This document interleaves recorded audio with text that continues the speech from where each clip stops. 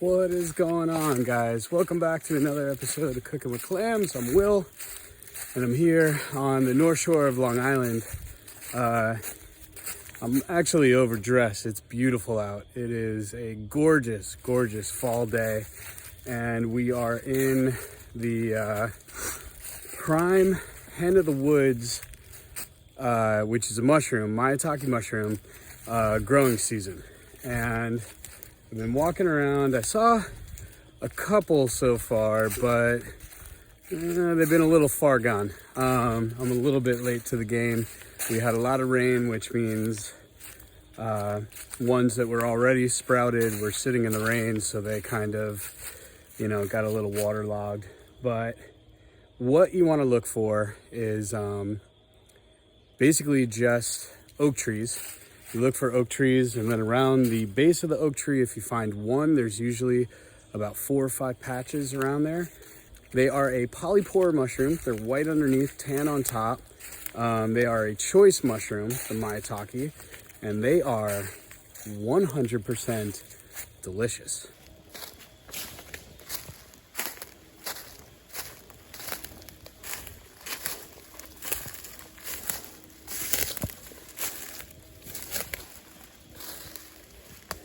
So that is all we are doing, is walking up to all these oak trees and giving them a walk around to see if we see anything on any of the bases.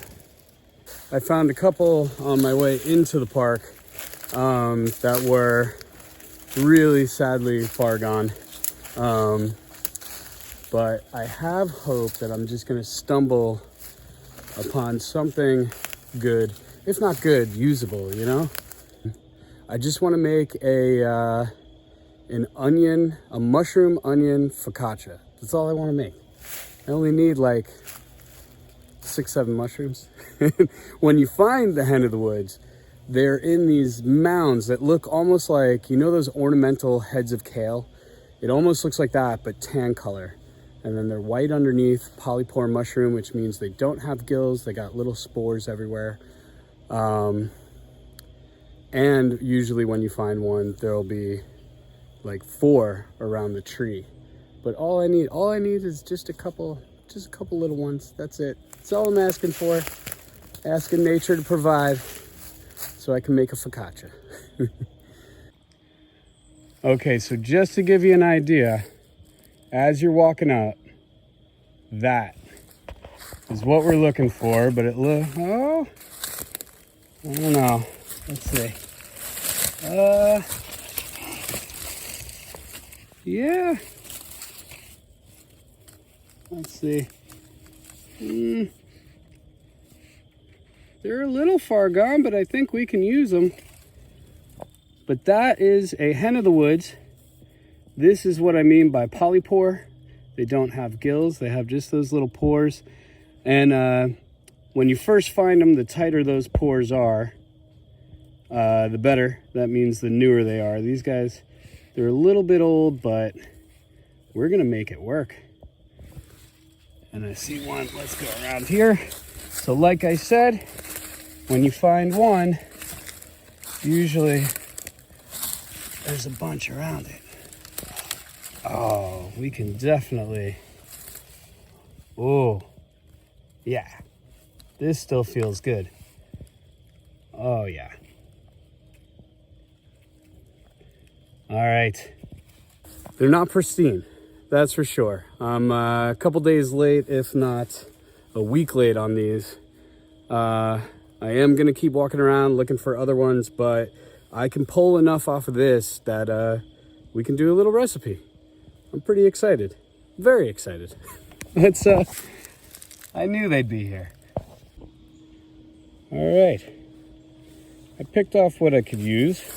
Got a pretty good handful right there. What is in my hand would run you about probably, I don't know, $10 in the market.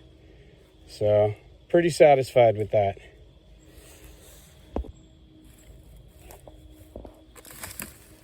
It's a chicken of the woods.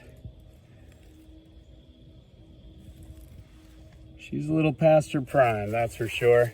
If you're an avid watcher of the channel, you'll actually see that mushroom in another episode. I was walking around looking, that was only about a week ago, and it was prime. It was amazing. So to see how quickly it degraded is pretty amazing. So I really hit it on the right moment. So again, with these guys, hit them just at the right moment as well. Probably right at the last moment, if anything. But I think we're gonna call it and move to the kitchen. So I know that I say this every mushroom foraging video, but it is important to say it. Forage and eat mushrooms at your own risk. I am by far not an expert. I am a novice at best. I only go after things that I am sure of.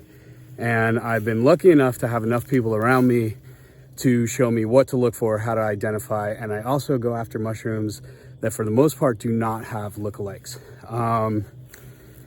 And that's just for me because I want to be totally positive, you know? But another thing is, if you do forage for mushrooms, one of the things that they suggest, if it's a new mushroom to you, eat a little bit of it, even if it is one that is considered safe and edible. It could upset your stomach. Everyone is different. So don't eat like a pile of sauteed mushrooms when you find something. But these guys, I've foraged them from here before, and I know that they don't mess with my stomach, so I feel pretty safe and good with them. But yeah, just keep that in mind.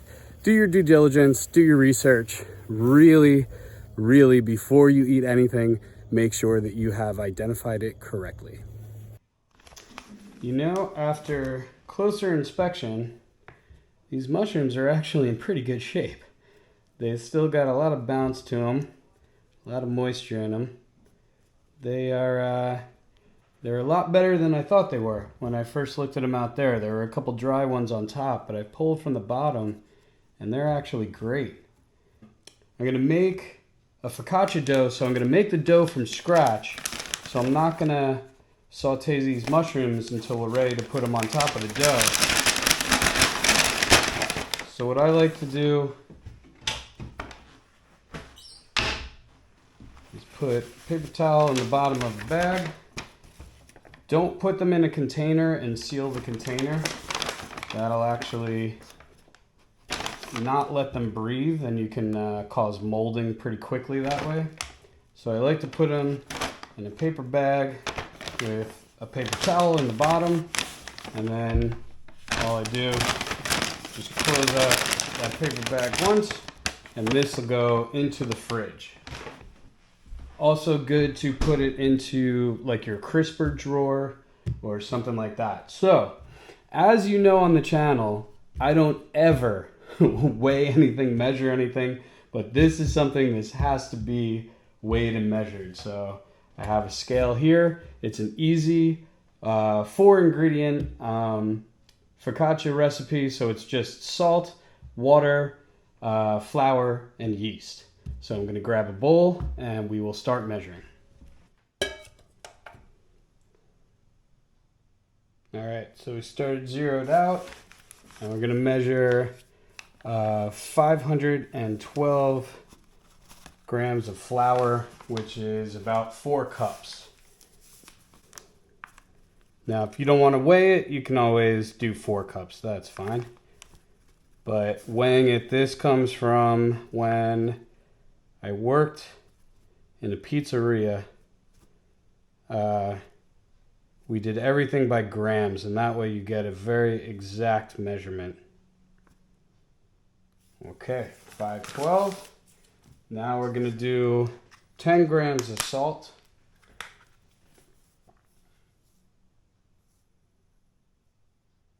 There we go. Okay, now we put this aside. Grab another bowl. And I'll explain why in a second. So now we're going to do 8 grams of yeast.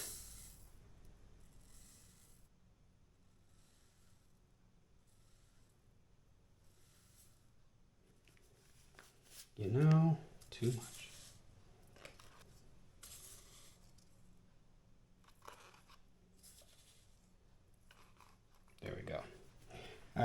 8 grams of yeast. And now I'm gonna run the water until it gets pretty warm, and I'm gonna add my water to this to bloom the yeast, and then I'll add it to the salt and the flour.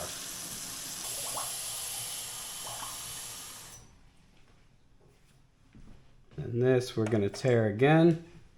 And I'm doing 455 grams of water.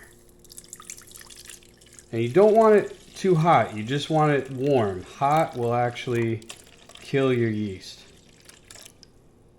But warm will kind of speed it up into activating.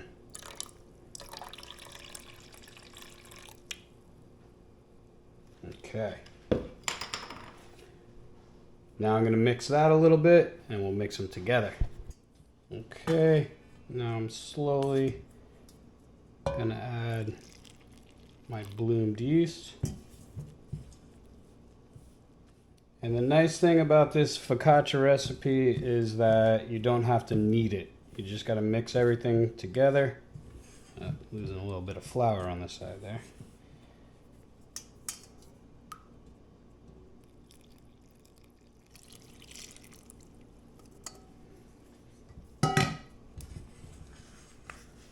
And there, we're getting there.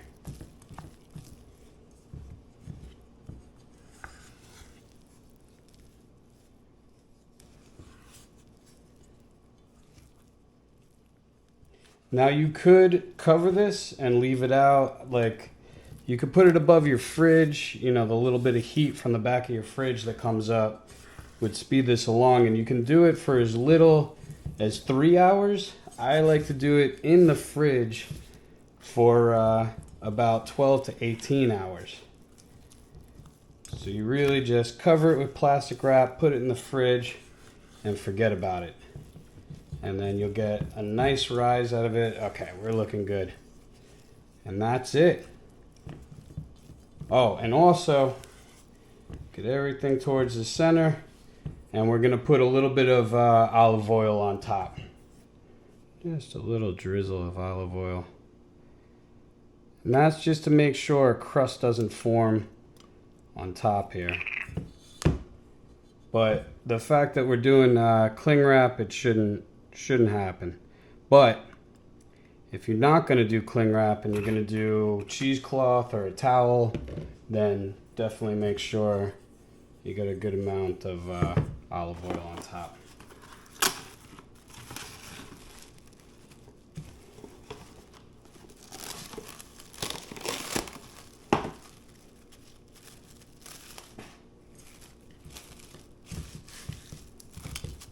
And that's it. Going in the fridge with the mushrooms. We'll see you tomorrow. All right, our dough proofed probably for about almost 24 hours.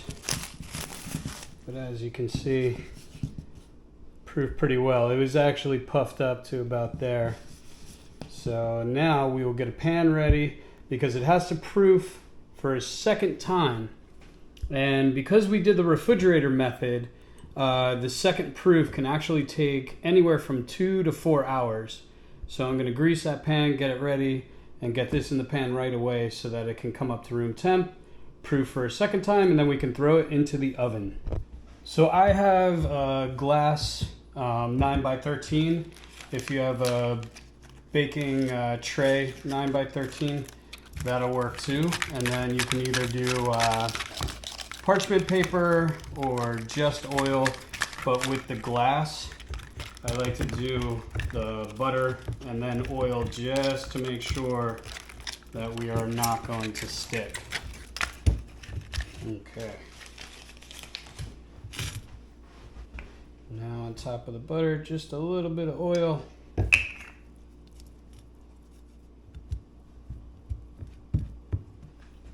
Okay. And just a little bit of oil onto my spatula.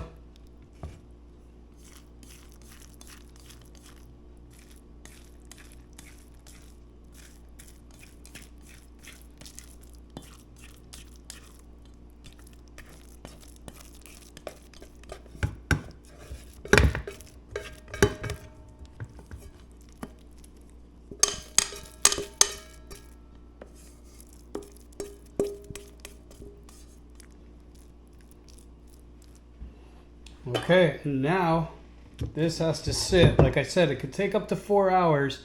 It's a little bit cool in the house, so it might actually take that long. But we'll wait for this to proof one more time. I'll put a kitchen towel over that, and I'll see you back here in a little bit.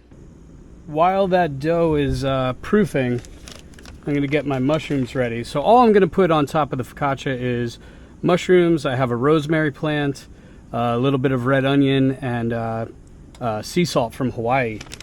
But the mushrooms, I'm going to cook down a little bit. So right now we have nothing in the pan at all, as you see. Lower that heat a bit. And we're going to do a dry saute. Really leave these nice big pieces like that.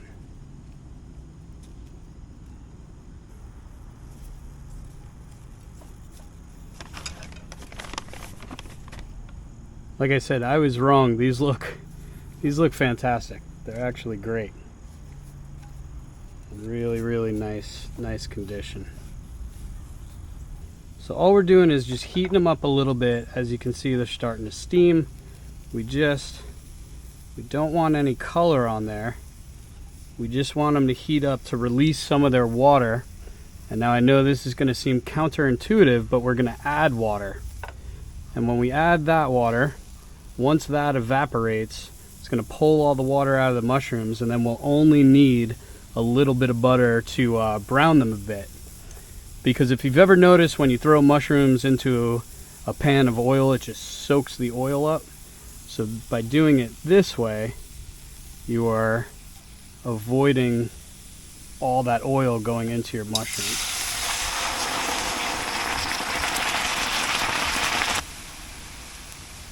And this can take up to about 10 minutes or so. Make sure our flame's on.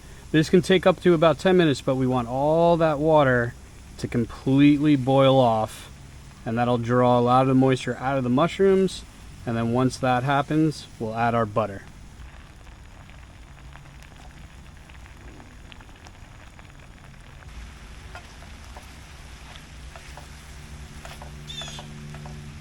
Okay, so now that water is cooked off, we're going to saute the mushrooms just a little bit longer to release some more of their moisture.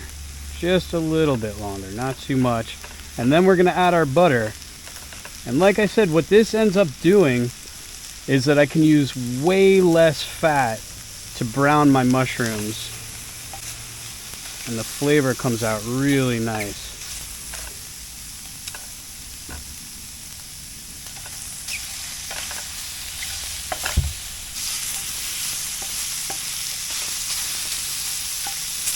And just a little bit of salt.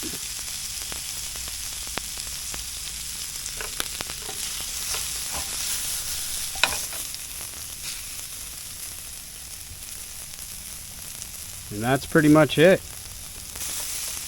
Oh, look at this one. That's perfection. All right. Now we're going to pull these off and put them aside. And wait for that dough to finish rising. And then check it out. This is my little rosemary plant, so we'll grab some off of that to bring inside as well. Okay, we have our rosemary from outside. Pull that off. Now we need just a little bit of red onion, which I'm going to put on there raw. I think it'll be okay. I was gonna cook it down a little bit, but I think raw will be fine.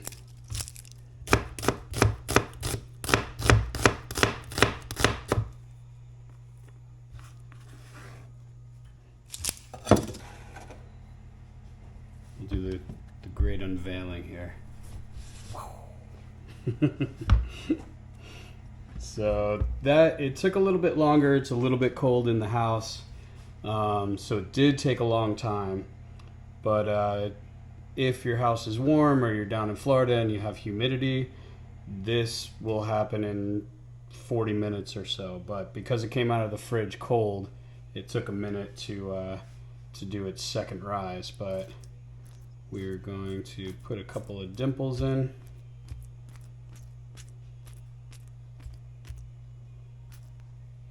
There we go.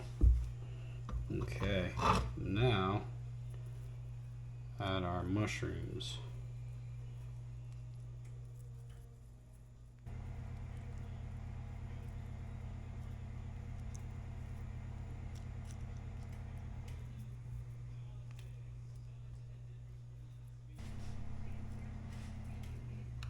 Okay, now our onion, go in between all the mushrooms.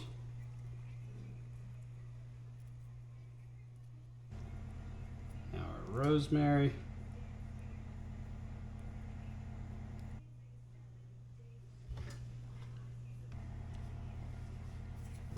Okay, and last but not least, a really nice coarse salt. So this is some Hawaiian sea salt, and we'll evenly spread that everywhere. Okay. And just a little bit of olive oil on top.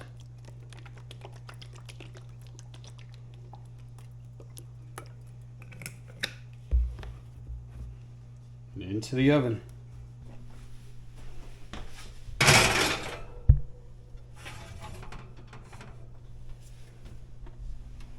It's time. A little steamy.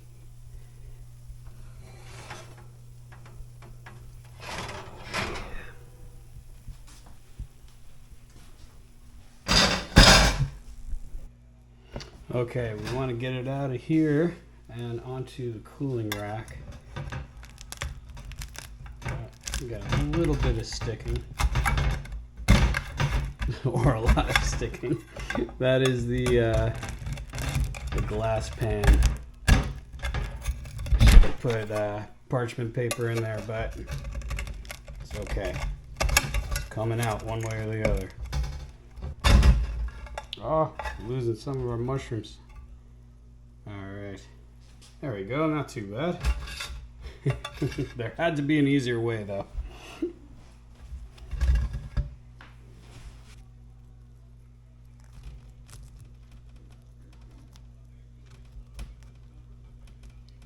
There we go. Good enough. Alright, so we're gonna let this completely cool down. Might even let it cool overnight and then have it for breakfast.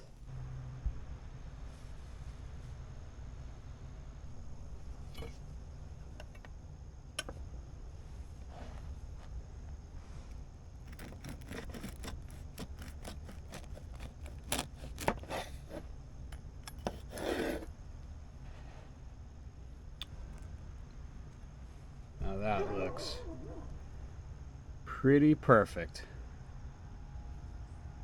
Such a nice dough. These mushrooms in their place there.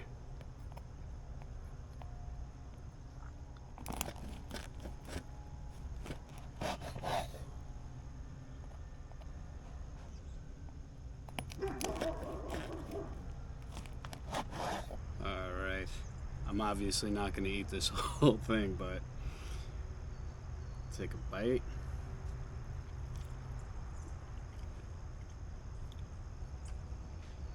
Mushrooms still have a lot of their flavor.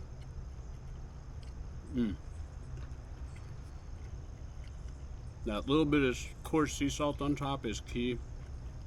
Now, obviously, this holds and it's good to go, but it loses a little bit of its crunch on the outside. I mean, the sides are still crispy. Well, still definitely crispy. Well, it doesn't need butter. I got a little bit of cheese here, some coffee, but it actually doesn't need any butter because we put some in the pan, a little bit of oil. But it is very nice. If you dip this in a red sauce, game over. Man. All right, I'm gonna finish this, go give that barking dog its treat because that's what it wants, and get my day started. But thank you for coming along on this adventure. That's about all I got. I'll see you on the next one.